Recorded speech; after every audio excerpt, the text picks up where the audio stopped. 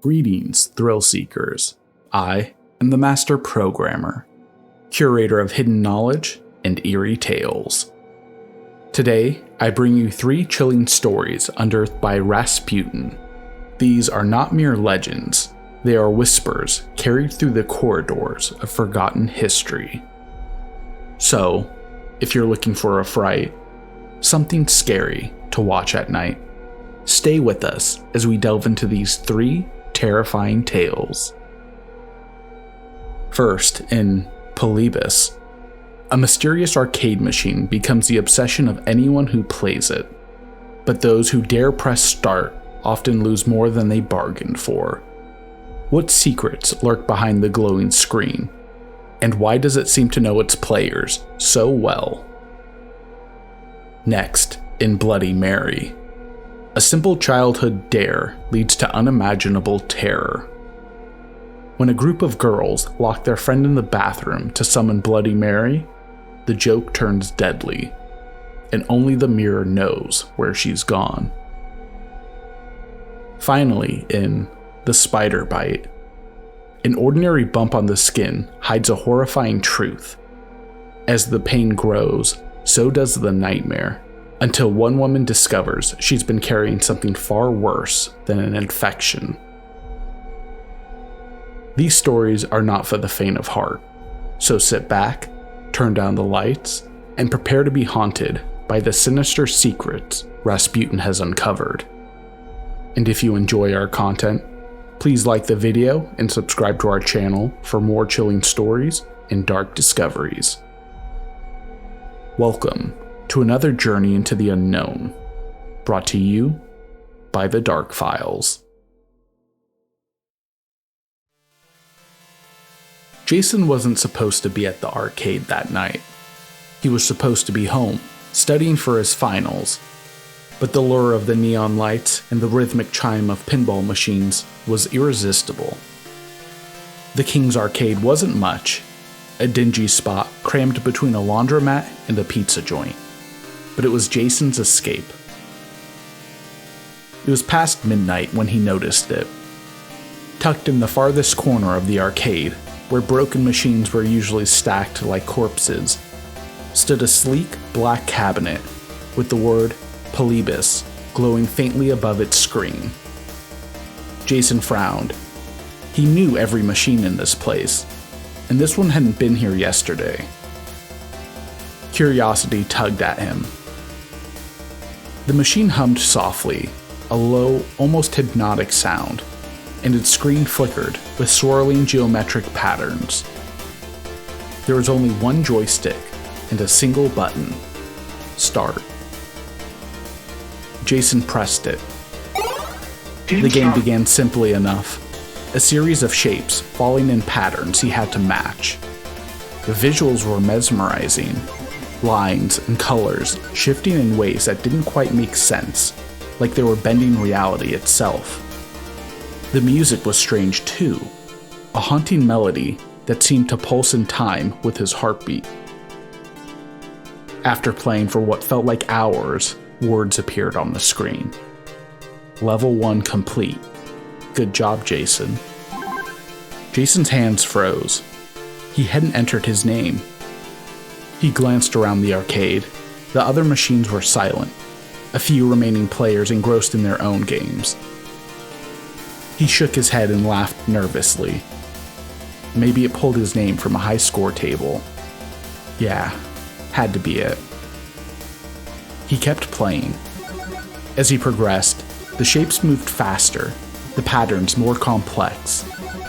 The screen flashed with strange phrases between levels. Obey.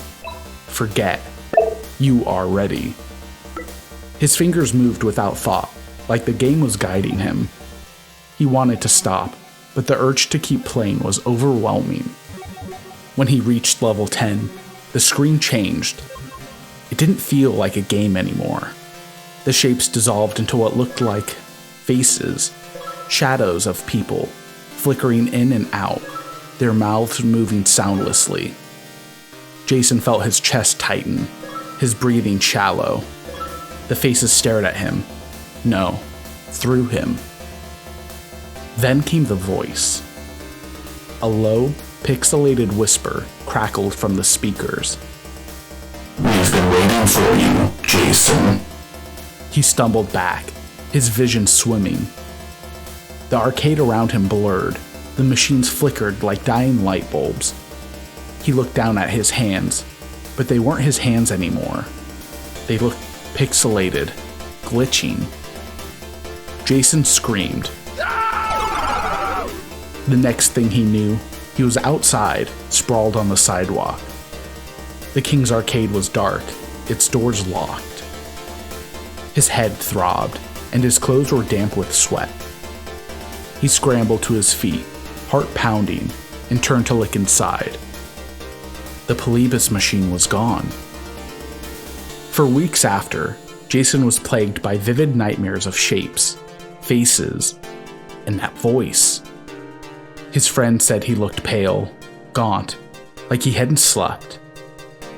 When he tried to talk about the game, they laughed it off, except for one guy, an older gamer who went white as a sheet when Jason mentioned the name Polybius. That game, he whispered, it messes with your mind. I would avoid playing it if I were you. Jason moved away from Portland a few months ago, leaving the nightmares and the legends behind. Or so he thought. Weeks after moving, Jason received a letter in the mail. No sender, no subject. Just a blurry photo of the Polybius machine, glowing faintly in the dark. Message below read, Round 2.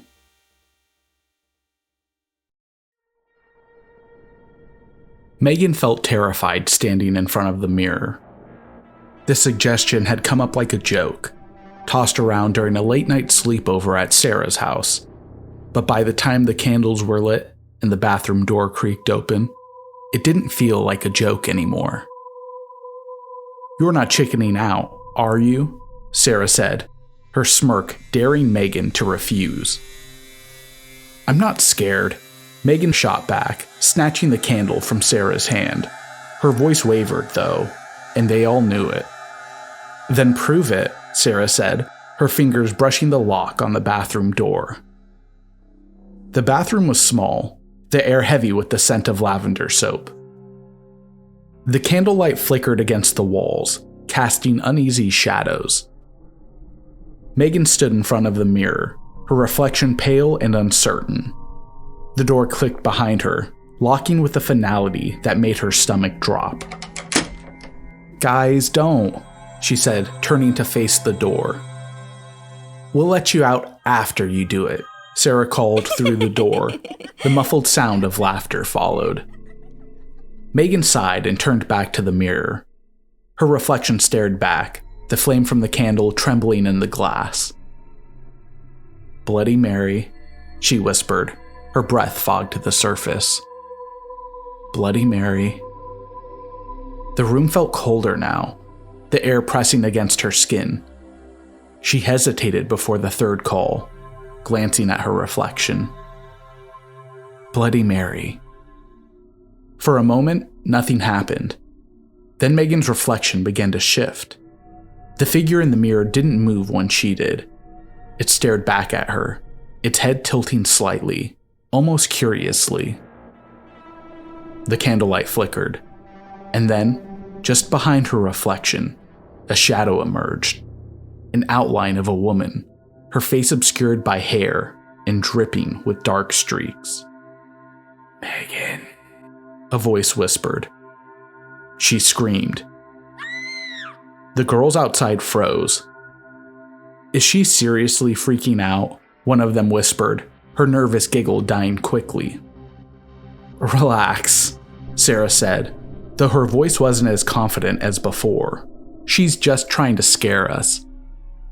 Megan's screams turned frantic. The doorknob rattled violently. Let me out, Megan shrieked, her voice muffled through the door. The other girls exchanged wide-eyed glances. Sarah, open it, one of them said, panic creeping in. No, Sarah hissed. She's just messing with us. We'll open it when she stops." But then, when the screaming stopped, the silence was worse.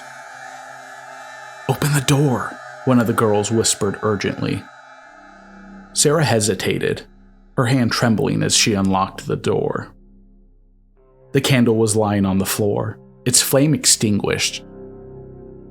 The room was empty. "Megan?" Sarah called, her voice trembling. The mirror caught her eye. She stepped closer, her breath fogging the glass as she stared at the faint streaks across its surface. The words came into view, written in what looked like blood. "Mary."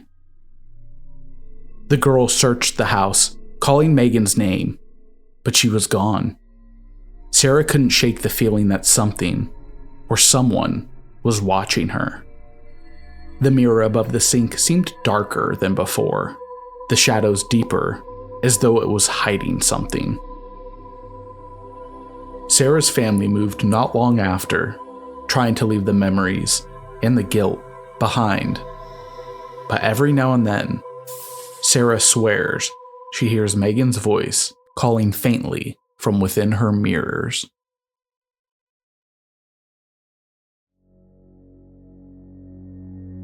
Jenna never saw the spider that did it. She woke up one morning with a small, itchy bump on her cheek. It wasn't unusual. Her old apartment had plenty of creepy crawlies. She grumbled about it in the bathroom mirror, scratched the bump absently, and went about her day. By the second day, the bump was bigger. Her cheek was puffy now, a faint redness spreading around the swelling. She poked at it gently, wincing as it throbbed under her fingers. It was firm, almost hard, with a small black dot in the center. "Probably just a spider bite," she muttered, dabbing some ointment on it. She wasn't worried. Yet. The itching kept her awake that night. Jenna tossed and turned, pressing her pillow against her cheek to try and soothe the constant, maddening sensation. By morning, the bump had doubled in size. In the bathroom mirror, she could see how tight her skin had become, stretched and shiny over the swelling. It felt tender and hot, as though something was pressing outwards from beneath. "God," she muttered, "it's just a bite." That night, she woke up in a cold sweat. The throbbing had gotten worse, a dull, pulsing ache that made her stomach churn.